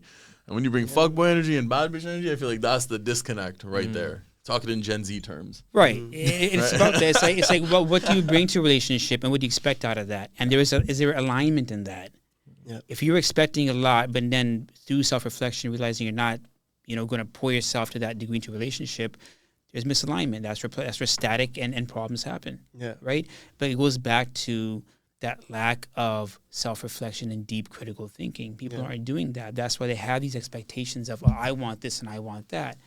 Maybe it's not your time yet. Maybe there's work you got to do before you achieve that, whether it's a relationship, whether it's a career, whether it's whatever it is, right? If people were to actually do the work, like sit in that pain, sit in some of that suffering, work their way through it, they actually have a better idea of who they are, who they want to be, and have a better sense of self-worth. Yeah. That they might realize, I don't really want that. I'm deserving of something better. But for an aspect of let's say for women, because their emotions are like it's at a complete different level than men, right? Like how would they be able to sit silently? What do you mean different level? But I think he's more alluding to the biological nature. Oh, but like, thing is, like more women's hormones. Hormones I mean, them keeping it together is actually more more tough. more tough, than 100%. Like they could freak out on every emotional. Like, 100%. You know, and I'm like, yo, mom, you're actually a pretty calm human being. The fact that you go through all that. So it's just like in that nature of just for them to sit quietly. Like you can only imagine like what's going through their own mind, right? And this is the aspect of like not just only women, but it's just like what like in a sense of like what we seek in satisfaction, right? To cover those up. So for women, it's easy for them for sex wise, right? Like seeking that type of intimacy, right? So for them, it's just that biological nature of like, okay, if they're going from one partner to the next, just trying to cover up this type of like emptiness in a sense, or just trying to resolve the issues that they have mentally, whatever it may be, right? Then they're losing their own part from every partner that they're trying to have an interaction with. Eventually, when it leads to remove the gender out of that scenario altogether, it could be a guy or a girl. I agree, and I think what they're looking for is safety, emotional safety, and deep, meaningful connection. Yeah, it can act out in sexual behavior. Yeah, but that's what we all inherently want. We want deep, meaningful connection with those who are important to us. And people who aren't connected to themselves, they'll give that sacred energy. Like sexual energy is sacred energy. They'll give that to absolutely anyone. Trying to find that missing piece that's just in them. Yeah, it's not in. So that's where. Yeah, it comes into... It's that feeling of lack, right? Yeah. And everyone's got their vice, you know? Some people we think, oh, we're so quick to judge others. Like even now, right now, there's 4 of us sitting in a room and we're talking on a women's perspective, but there's no girl here. There's no girl. Yeah. You know what I mean? It's and I feel like it's so important. Yeah, it's like, and we're going to be talking about women through women in our lives. Yeah. Right? And it's like, I'm lucky enough to have been raised by strong women and be surrounded by very strong women all the time. So I always have this thing where it's like, girls aren't just the only ones doing it. Guys are doing it too. Oh, yeah. Guys are doing it through, girls will do it through girls trips and whatever. Yeah. And, you know, going out running through guys. Guys will do it too. They'll just be chill about it. And we'll applaud their success. But you know what the thing is? Like I had a conversation with people, right? It's like, someone's like, oh, I mean, like, you can't judge someone off the body count. I'm like, I'm not judging. I expect what I have myself. I'm like, if I had crazy body count and if I told a girl we can't have that, I'm like, it's a double standard, right? I'm like, if I possess those traits, that's not judging someone. That's just expecting different from my life what I want, right? Expectations of values are important. Exactly. To align. I'm like, if 100%. I had 10 and then you'd be like, oh no, you only had 1 or whatever it is, like, okay, you'd be like, oh no, you've been out there, this, that, blah, blah, blah. I'm like, I wouldn't. For me, I never had that under like kind of judgmental on the girl side, but like, oh, you've been through this many, but like I've been this many as well. But like, I'm gonna judge you, but I'm not going because. Well, can I ask why body count matters? Yeah, that is an. To me, it just matters that you haven't been willing to my friends. Yeah, no, Yeah. That's it. No one in my circle. All right, that's it. After that, it's like I have a pass, you have a pass, we all have a pass. Oh no, I want to ask like the science aspect of it, because like being with someone and like the sexual aspect of it, it's like almost like you share It's an exchange of something life with that force. person. Yeah, 100%. That's sacred to you, just you. Yep. Absolutely. Right. Well, just like if you look at past tense wise, like there's polygamy, right? Like kings would have multiple wives, right? So why wasn't it in a sense of in a reverse matter? Why didn't wives have multiple husbands? Why is that sense, right? In the sense of colonization and all that stuff. But I mean, of course, like I'm not like intelligent all this in this subject, whatever. But like, isn't there a sense of like for women, like they lose some sort of chemical bond if they've been through multiple partners in that sense? And then I think there's even a statistics like there's more highly likely chances of a woman filing for divorce or separating in that sense because she's been through multiple partners in the past. So we can apply it to men as well too, right? So women, we can say they give something away energetically every time they have a partner, right? Men do the same, right? Men, sex drive, their life force, right? You know, we call it chi in the Vedic terms. We call it prana, right? If it goes somewhere where it's not meant to go, that's throwing your life force into some pit that you're not going to get anything back from that energetically. Sometimes you'll get something back. You know what I mean? You feel that person's energy, and it doesn't align with you, and you're all of a sudden you're lost. Like most of the time, whenever someone has ever told me about a conquest of theirs, they've always been like, yeah, but it just wasn't. Especially now we're getting into our 30s as people express themselves being, yeah, I'm out there trying to date, but it's just not that. I'm not trying to be physical. I just feel worse afterwards. I think that is not just to a chemical imbalance. I think it's because you take on a part of that person's soul. There's something greater there. You know, a sexual energy there's and a sexual deeper energetic transaction energy. happening. Yeah. And I think that when you make that transaction, that you can leave a piece of yourself. But I think that there's healing that can be done. So I don't think that a body count really matters in that sort of sense. Yeah, it is a body count, and all of a sudden worst case scenario, 100 dudes 6 months ago. Yeah, you've got some healing to do and some time to put between that. And 100% to each their own, right? Yeah. It's all, as men, it depends on what you're looking for and what your expectations are. But you can't. I just feel like you can't just be like, oh man, she had a body count, whatever. And now I'm throwing this person out the window. Yeah, does that mean I want my partner to be a porn star? No, of course not. Does that mean I want someone who's run through all my friends? Hell no. Obviously, there's so many different things. Life is so complex. Yeah. I just hope that I fall hard enough in love that I don't care about all that, because that was a version of you that was respectfully, you look better with me. You know what I mean? I want my partner, when that person comes into my life, I want them to make me better, and I want to make them better. I'm so glad you're saying that, because we have to, as we want to be given the opportunity to evolve and be seen differently, and have the best version of ourselves be seen, we owe it to other people as well too. Especially our partners, because that's your most vulnerable person with. Yeah. We're talking about sex so openly right here, but it's like that is your most vulnerable. That person seeing you there. I'm gonna stretch that a bit more, even if they're not our partners. Allow people to evolve. Yeah, friends, family, but that's strangers. That's only if they're right. Don't hold a certain image of them because that's who they were at one point.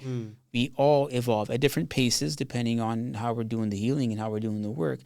But just as you are naturally gonna evolve. So are other people. And I would say don't give a shit about everyone. I think it's communication at the end of the day. Because, like, you know what it is? Like, okay, I'm not going to lie. I was ignorant to this fact. I'm like, man, this crazy body count. I would look at him certain way. I'm not going to lie. I was the same. All of us have done that. We've all judged. We're all judgmental. Like, humans in general are judgmental. That's what I was getting Therapists don't judge. Professionally. But when you pay a therapist, then they don't judge you. But one thing, if me and Vijay go for a glass of wine, it's different. He's judging my ass. But you know, one thing that does, but this can be healed with communication. I think anything can be, right? Yeah. Now, when it comes to like having a certain amount of body counts, there does come a point where they're giving the person their mentality where they are in life, you will compare. And that's the thing. I have seen that with certain like relationships where this person came up to me. I don't know why he came up to me, but he did. Maybe he thought he's an open, free communication portal for him to talk. I'm like, that's fine, right? And he's like, man, you know, like, I feel like there's something missing there with this person where like she's almost comparing me to like someone else because a comment that she made, right? Yeah. Then I'm okay. You ever had a kind of conversation like in a sense where like, what can we do different to amend that something that's missing? Because that's what it comes down to. Yeah. Like, you're not going to have the same thing you had with person that's 5 years ago, 2 years ago, a year ago, because that's the past. You're with me currently. With everyone. Exactly. Yeah. So it's like, how do you bridge that gap with communication? Because that's the only way you do it, right? Talk. Without that, you're not able to come together, right? And I think that's the main thing that we forget about in a relationship is communication is so key. It's most like see the problem. It's like the best thing to use, and it's so underutilized. Yeah. And to throw asterisks in there, communication without judgment. Yeah, without judgment. Yeah. Towards the goal of healing, though. That's like that. It should be us versus the problem. So it's how are we gonna deal with this so that we can deal with that better instead of me versus you because you screamed at me. Well, let's get into okay. It actually started here. Let's talk through what happened. How do we change it going forward? Yeah. And apologize for the blow up. Apologize for going left field. We all make mistakes, but then making sure that the conversation goes back to healing. Doesn't get stuck in, okay, this person's starting to raise their voice again. No. Let's take 3 deep breaths again. Let's go back right to point, and let's keep it on point. And don't bring up shit from the past. Like, keep it on whatever it is. Because if we start digging into everyone's past and start arguing about everything, you'll never move forward. Even in a current situation. Yeah. Like, even like, for example, let's say you're in a relationship, right? Yeah. That's the one thing I had a conversation with my partner was, I'm like, if my past mistakes can't be overlooked, then we can't be together. But if those mistakes are being utilized as a mechanism to throw it back at me in a situation that has nothing to do with it. Weaponizing your mistakes. Weaponizing my mistake to validate themselves. Like, see, you are a shitty person. Yeah. You're a shitty boyfriend. I'm like, don't do that. But if you can't move on from the mistakes, be honest about it. Hey, we can't work on this. Right. Because I can't get over it, which is okay. Because that's how the person works. Then you walk away, right? Exactly. If there is but don't weaponize my downfall, which, if you worked on them, be like, I apologize for that. But if you weaponize that, whether it's men or women, it goes both ways. That's genderless. Yeah, someone has a block they can't get through, an energetic or emotional block that, for example, I can't get over what you did. That's for them to work on. Yeah. What is it that's keeping you stuck? Yeah. Right? Are you trying to... is this a win-loss thing for you? Relationship shouldn't be about winning and losing. What would you say then in that sense then? Like, how much of that would be your own responsibility to stick with that type of person then? You got to stick to yourself first and foremost. But you have the mentality. A lot of people don't have the understanding to get out of that relationship like that. You got to know your worth. You got to know you got to know your worth, and B, you got to run it through your own algorithm of morals and values and your internal system of, does this align with where I see my life going? Is it different than what I picture? Is it in the same direction at least? Because we can build this perfect future in our lives that I hope my wife looks like this, who has no body count. I don't think it's gonna work out like that. I hope it works out in this beautiful. I just hope I create art. What it looks like, I don't really care. But I think without us having a conversation and B, that person villainized and all of a sudden just be like, yo, listen, stop throwing that in my face. Yeah. And in that moment, be calm. And then after that, don't say anything. Don't bring it back up yourself. Well, you remember when you villainized that? And it's like, yeah, but now you're bringing the past shit up too. Yeah.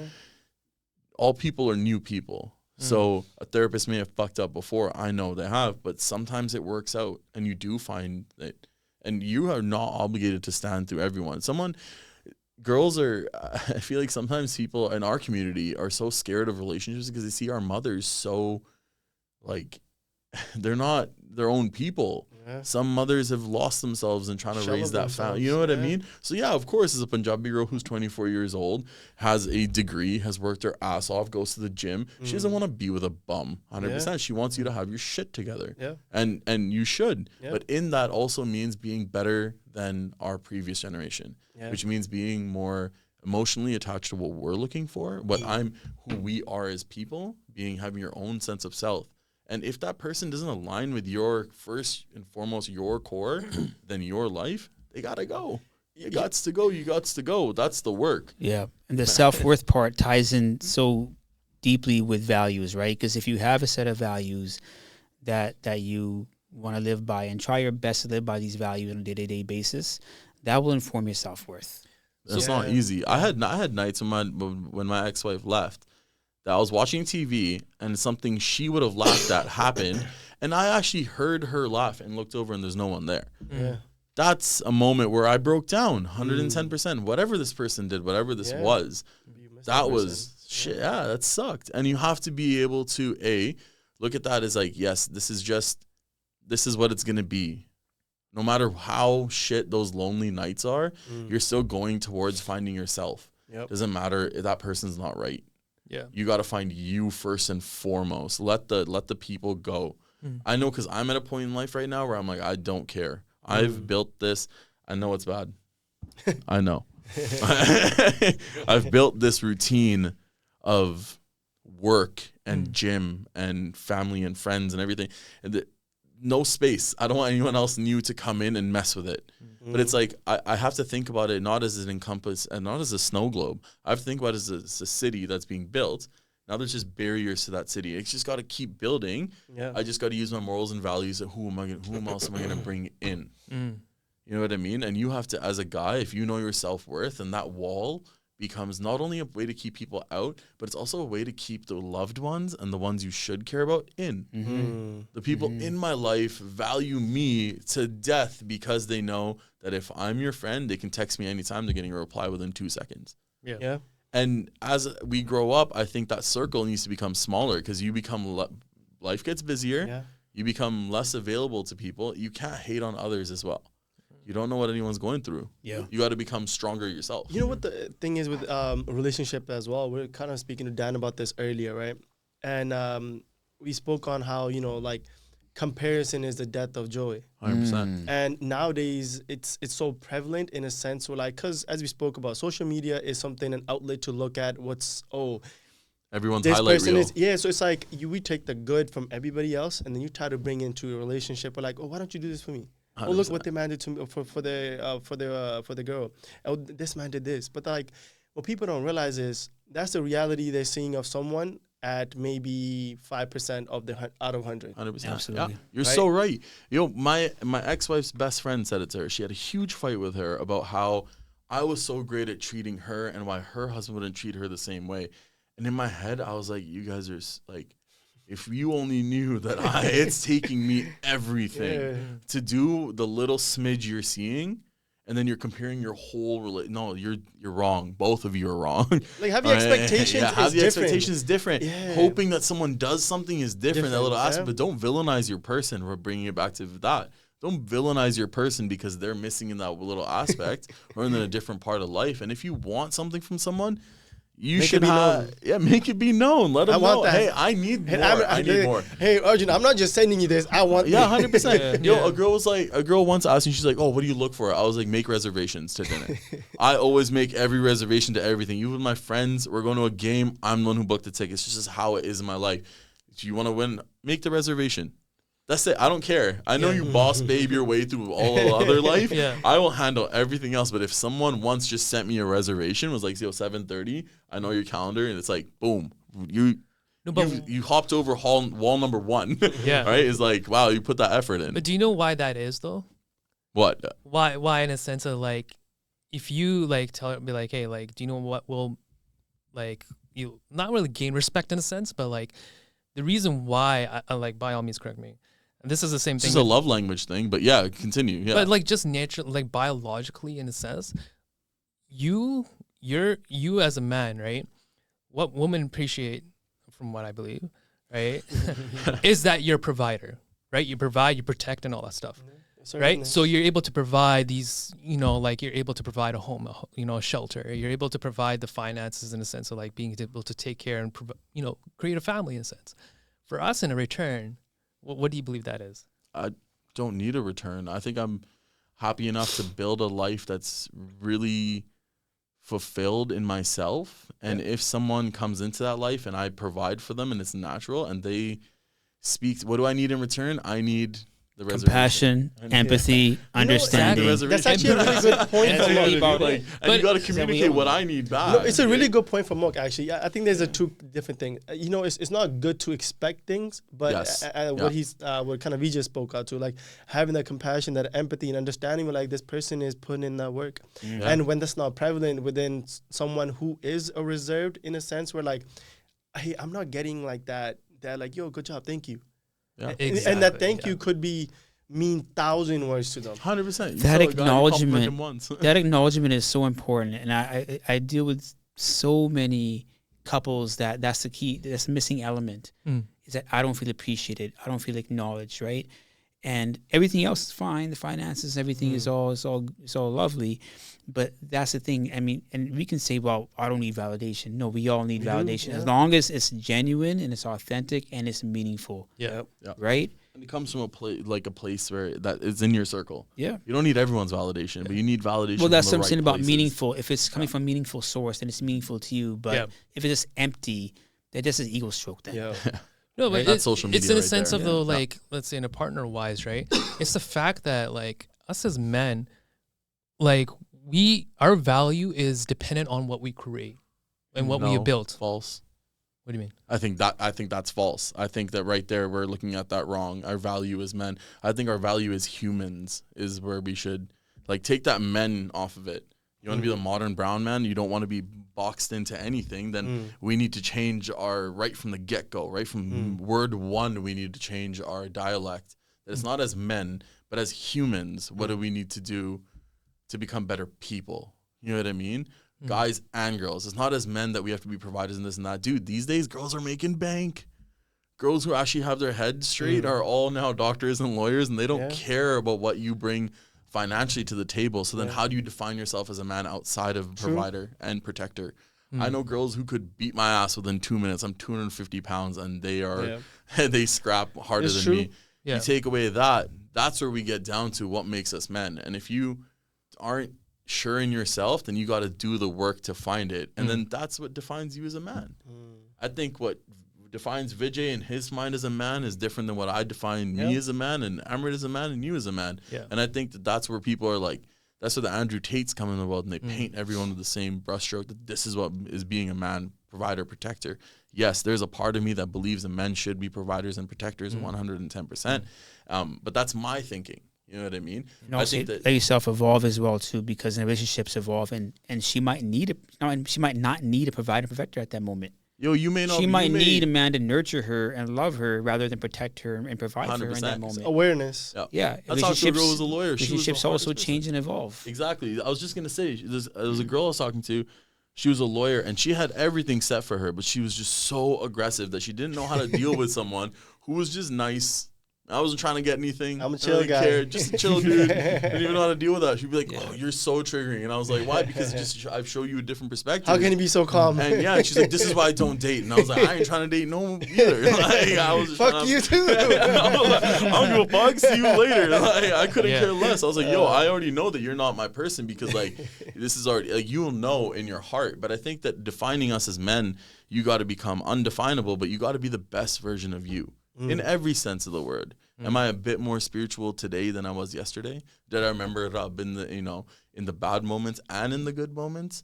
Oh God, we look at it. God, this happened, but did you stop at a good moment before you ate, and did you think? Thank you, God. Were you grateful? Because if you start doing that and you stack enough of those moments, I think you'll end up having the power to overcome. As someone who's climbed from the depths of mental health, I think you'll find the power very quickly to overcome those things. If you give yourself the right tools and if you are willing to not just lock yourself away, but do the work, take the criticism from your circle and from yourself and able to break yourself down a bit, you'll find a stronger, happier version. And then for me and my personal thing, I just hope that there's a partner who's going to walk through this life with me. I'm not trying to possess you. I don't need you to possess me. A ring's not going to change shit. I want that relationship to be so solid that it's just a formality. And I think that was my mistake earlier, is that I checked all those boxes of the provider and the blah, blah, blah, blah, blah, all that. So I thought, okay, all that's checked, it'll work out. Yeah. But that person didn't do the work either. No, but I think then in that sense, then of course you were in the right in that place because you played as a person to provide those roles. It was just her that she didn't do her own part. No, I'm not saying I'm not in the right or I'm in the wrong. I just think there was no right or wrong. I think that I was who I was at that time, and I was trying to save someone that didn't want to be saved, and I was doing overwork and she was doing underwork. So also it's not your job to save anybody either. Exactly. Like J. Cole said, you don't want to be saved, don't save her. Exactly. Like that's the thing, is that I think now my view on life is that I want this person who has this beautiful city of theirs that they've built too. Yeah. I want you to have something going, because man, it's so quick to find someone who's like, they're going to sign up for the provide and okay, cool, you can provide me with X, Y, Z, and you're going to try to force it to work. But until you don't look within yourself, and I'm saying this is a single dude who's 32, right? I hold that hope that this all works out for me one day. And if it doesn't, I still know I'm going to be good. No, so but what is provide though? Define provide. Yeah. Like okay. So let's say what is more bank than you? What's provide to you then? No, I mean, it's a great question. What does provide mean? It doesn't just mean monetary stuff. Yeah. It doesn't mean in that relationship, purses and bags and trips and stuff. It means, do you provide emotional safety? Do you provide comfort? Do you provide compassion and empathy in times of difficulty? Mm-hmm. Providing is a broad thing, right? Yep. And I think men have been pigeonholed to believe that providing just means paycheck. Monetary paychecks, stuff. Yeah. Having a house, she ain't got to wait for about me, nothing. It's going to be like, yo, if she gets in an accident, did she call you first? If she didn't call you first, it doesn't matter. What if she calls her lawyer first? Yeah, well, I mean, smart. But it's like in that moment of panic when you see red and you can't think, who do you reach out to? Right? You need that connection in life. If you reach out to no one, you're going to become a serial killer. If you lock yourself away and think that we can't research our way through our problems. And I think that's a big thing, is that we read about it and then we decide, okay, we know what this is like. I had a friend explain to me what birth was, and I was like, I read through it, but I was like, yeah, but I will never know. I can read through it, and it's horrifying what women go through when they give birth, but I'll never know. You know what I mean? Like, we can only have so much until real life experiences. And I didn't actually feel that until I went to Tofino.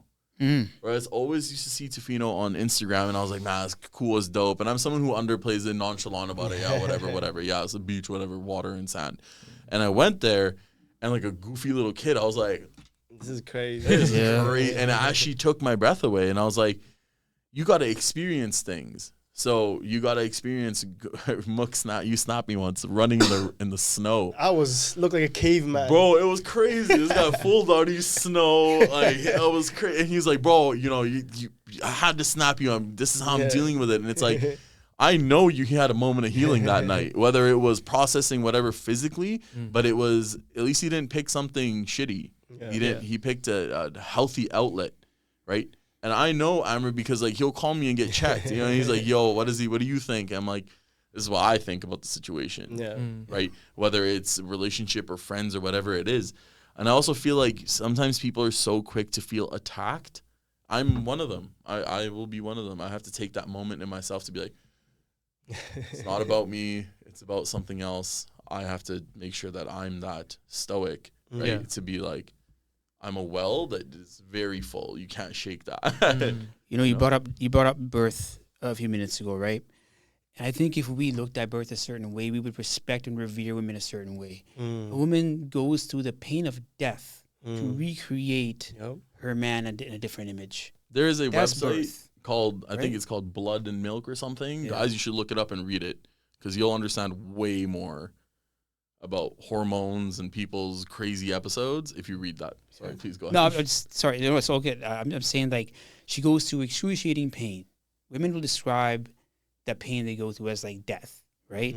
But within death, she's bringing new life and a newer version of not only her but her man. Right? So that we see birth that way. Exactly. Women are creators. Another human's coming out of a human. Let's just take, you know what I mean? Like, that is crazy. Right. Like, we take it as whatever. We are creation and creators. Yeah. If we saw each other as that, we wouldn't have all these hang-ups about body counts and this kind of thing. True. Right? But the thought of just talking about like you're birthing a new legacy. Yeah. Right? Of two people. What we're talking about is something is just not talked about anymore. So like in an aspect why I was asking you is because like what we provide as men, and this is why I'm very strong with this, is that we naturally are just how we are biologically. It just kicks in our mind to protect as men, right? Yeah. And then why I was saying like, okay, what do we like in return is appreciation. And when a woman says thank you, and this is specifically with the partner, we have a boost of like, right? Like joy. just an energy. Yeah. We just love the crap out of that. Yeah. Right. And it just pushes like even more. And just bringing a new life into this world, we're like, oh shit, I better be on my shit right now. Because I have this child. I need to make sure this child just enjoys every aspect of this life that I wasn't able to enjoy. Right. Mm-hmm. But you're not going to be able to bring that child more joy than what's in your own heart. So if you limit yourself to your own healing and this is how I'm supposed to be, that's just the amount of happiness you can show that child as well. So unless we don't heal, 16 years down the road, we're going to be in the exact same. Oh, like in my aspect, like what I'm talking about is that you're already healed. You already put work on yourself. I don't think it ends though, does it? That's the like irritating part. So like healing in a sense of like your peace of mind in a sense. Yes. Like you're always healing. Yeah. You're always healing. You're always facing adversity. 100%. Right? It's your peace of mind. It's just, of course, like when you bring another life, then it's a whole another type of step, right? It's just the fact that, like, have you done the work and are you, like, you're never prepared for it, but, like, have you done the work? Has it shown in that sense? It's like the saying, when's a good time to have a baby? There's no such thing. No, but they do say guys get a mental check at like 40 that they take stock. It's like if you haven't been smart with your finances or your health or your family, it starts to show. Yeah. It starts to show in those. We've all seen an uncle crash out at a reception. You know what I mean? Yeah. It starts to show in those moments. Yeah. And it's need to make sure that, we're already doing the work now and we continue to do the work. That's why I'm always talking about, like, when people are like, oh, I set my boundaries with them. And it's like, but enforce it too. Not aggressively. You don't need to do it. It's like, well, I'm not. People change. And allow there to be space for healing and community and kind of what word am I looking for? People getting back together. People reconciliation. Boom, right there. That is why he's the therapist. They need to create space for reconciliation. Even that means forgiving the worst ex you've had, forgiving the worst pain you've been through, because you're gonna hold on to that, and somewhere it's going to skew your lens of life if you let pain skew it. You gotta let pain be a portal to a better version of you. Yeah. So you can't ever just be healed. But it's like, I'm definitely not me 6 years ago, for sure. You mentioned that crash out and the uncles and all that. We can think of that in the lens of a midlife crisis or midlife check-in with something bigger, right? If you're continually evolving and bear witness to your own growth over time, you'll probably avoid that crash out at that age, at 40, 50, whatever, because you're seeing that you are growing and you are changing and you're allowed to change and grow. You're allowed to change and grow and shift your interests, your focus, your hobbies, as long as you're doing the responsible things as well, too. As long as you're being accountable to your family, to yourself. If you do that work continually and not just stay stagnant for so long, you will avoid that midlife, whatever the fuck you want to call it. There's no prime anymore. No. If you work out and stay healthy, Vijay's boxed with me, and he kept up. It was crazy. You know what I mean? Hardly. Like, I don't know. He did good. But like there is no prime as long as you are working on something differently. That's why I always feel like if you're looking at health bars, right? You have your health, but you have your spiritual, you have your emotional, you have those health bars, and the more you work on yourself, the bigger those bars get. Yep. So the less can kill you. You know what I mean? The small things, the power that. I remember I was in a place where I couldn't breathe from an anxiety attack, from a panic attack over someone else. And I called Vijay one morning and he goes, and I just thought the whole world was coming crashing down in my head. And I was, all of it. And he goes, why do you allow other people to have power over you like this? This situation, you're allowing this to have so much pain on you. It's just another day. It's just another thing. Yeah. You're so strong and you just got to work your way through it. And just in that moment, like, I was like, I just felt this. I physically felt a weight fall off my shoulders because I was like, I allow, I can either let the pain, I can allow the pain to just control me forever. And now this is how I am because I'm in pain. Or I can allow the pain to, I had my moment. I was angry and all that. I can now let it go and I can build something better. and that can happen right away. You just have to be able to use the tools and you have to be able to take that moment. And if you can't, then you have to make sure that you, at times, I'll disassociate 100%. I got pulled over by a cop, was yelling in my face. I completely disassociated. I was like, I'm not trying to get shot in the middle of nowhere, BC, right? I could literally see that I just went and sat in my car and I was like, what's going to happen is going to happen. Yeah. But I am going to sit afterwards and think about, okay, that was happening. My anxiety was level. I couldn't even breathe. My breathing was so shallow. And I went back and I thought, why was I scared? Why was I angry? What was going on? Now I can talk about it openly because it doesn't have any power over me, right? So you allow those things to have pain over you. So it's like, are you going to allow that one thing in our past that we were probably just as much as at fault for define how we're going to view everyone? The one therapist fucking it up mean all therapists are fucking assholes? Did one girl smashing my heart mean that every girl's a bitch? No, different people use different things. And as long as you protect yourself, and this is one thing my mom, she always goes, my mom's always like, and I'm like, your mom's a sweetheart. It's like, I'm a huge dude, and people are like, you're worried about him? And mom's always worried, but it's like, Mom, I used to move through life I used to be like that. I used to be like, man, fuck the world. Okay, everyone. And fuck everyone. I'm Everyone's him. a piece of shit. No. I don't know. I'm him. No, I used to work through let the world shit and everything shit, and that's just happening. But you know what? The world is the world. Yeah. Things are things. It's just about how we move through it. Yep. Right? Yeah. It's how we deal with the situation. And that's what spiritual growth is as well, too. Seeing that you're in this moment, and those tough moments will pass as well too. Yeah. And after that's another moment, right? And you're there with yourself, and you're there with something bigger than you, which will get you through that as well too. Yeah. Right? The spirit allows you for self-empowerment. It does, yeah. And that's a great part about now. Like all the talks that we had today, it's just it's a learning curve for everybody. Like the more conversations we have amongst, like we as men, it's our duty to have these conversations. It's our duty to have them in an open space where we show moments of weakness, and it's okay to show a moment of weakness. Yeah. But putting that energy and effort into, okay, if I have this moment of weakness, how can I, overcome that? Like Vijay is like a perfect example of, okay, listen, guys, like, I'm not saying I'm a healer. I'm not. I'm a perspective person, right? And this is where I want to kind of leave the last kind of words to you. What do you feel like people need to know more of when it comes to therapy, and especially like in our community?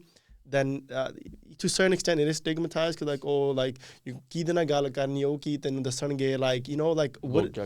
Low-key karenge. What is that one message you want to leave to the people? But this is okay to speak. If we're not a match, we're not a match. That doesn't mean it's a negative thing, right? I would say stop giving a fuck what people will say. Yeah. Hey. Right? Because you deserve more. You deserve better. You deserve to get the support and the help that you need. Yeah. This is to help you be a better version of yourself. Not only for yourself, but for those around you that mean something to you. Yeah. You deserve it. Yeah. Yep. No, that's beautifully put. I don't think I could say anything more than that. That was brilliant. But, on that note, no, thank you for coming on, Vijay. We appreciate you guys, man. Yeah, no, thank you, Arjun, for coming on. Always, it's always dope to see you guys. It was a great conversation. We went on for 2 hours almost, so. Holy. Yeah, we'll get the hell out of here now. I love it, man. I think this conversation is going to come out great. So, on that note, we'll see you guys on the next episode. See you. Take care.